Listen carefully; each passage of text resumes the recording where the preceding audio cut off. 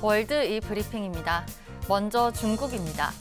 중국 정부가 지난해 후쿠시마 제1원자력 발전소 오염수 방류로 중단됐던 일본산 수산물 수입을 내년 상반기에 재개하는 방안을 검토하고 있습니다.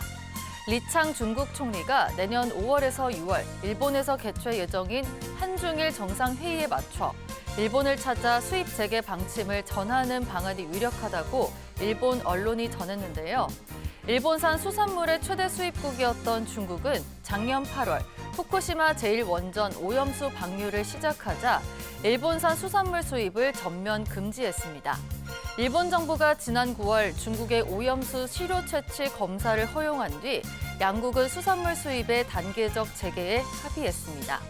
중국이 이처럼 수입 재개를 검토하는 것은 일본과 관계 개선 목적이 있는 것으로 분석됩니다. 미국입니다.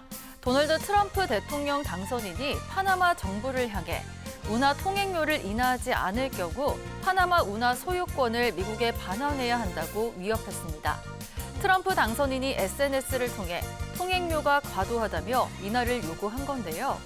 미국은 태평양과 대서양을 이동할 수 있는 파나마 운하의 최대 고객으로 통과 화물의 약 75%를 차지하고 있습니다. 트럼프 당선인은 지난 22일 파나마 운하가 잘못된 손에 넘어가게 하지 않을 거라며 중국의 잠재적 영향력에 대해 경고하기도 했는데요. 파나마 운하는 미국 주도로 1914년 완공된 뒤 미국이 관리하다 1999년 파나마로 소유권이 이전됐습니다. 콜롬비아입니다.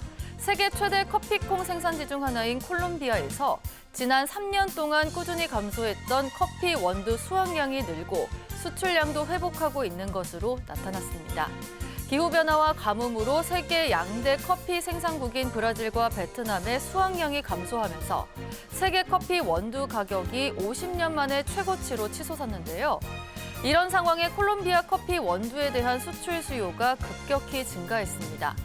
특히 올해 콜롬비아는 날씨가 좋아 커피 원두 수확량이 2023년에 비해 20% 가까이 증가한 데다 내년 풍작도 기대하고 있는데요.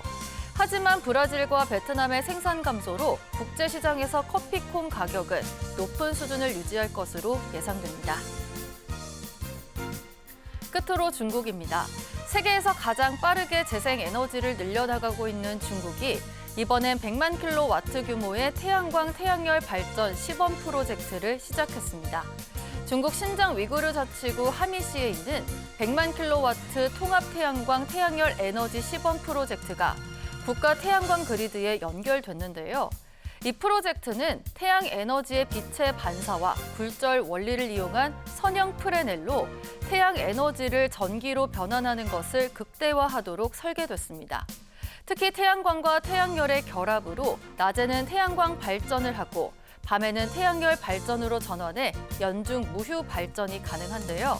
이 프로젝트가 완공되면 매년 약 18억 6천만 킬로와트의 전기를 공급하고 이산화탄소 배출량을 150만 톤 이상 줄일 수 있을 것으로 예상됩니다. 지금까지 월드 이 브리핑이었습니다.